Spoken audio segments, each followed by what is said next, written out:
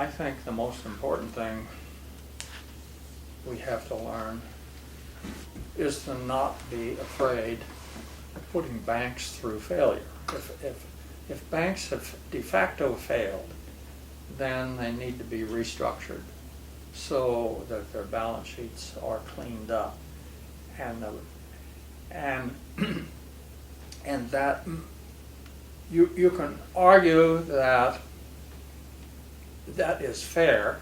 Yes, it is, because you're not treating some banks by different rules that you're treating others. That's true. But what's really important is for the economy at large to get those balance sheets cleaned up and those banks positioned to lend on new activity. Because even in a severe recession, there's innovation going on, and there's new activity that is going to eventually give you lead to recovery.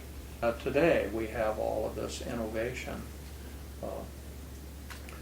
going on in the new technologies for recovering oil, which carries the prospect that the U.S. economy will, within a very short time, no longer be dependent on the importation of foreign oil.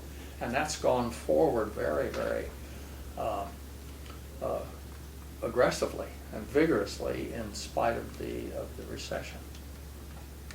Well, one aspect of the problem that hasn't gotten, and I think I mentioned this just with regard to the U.S., that hasn't gotten a lot of attention, is the inflow of foreign capital.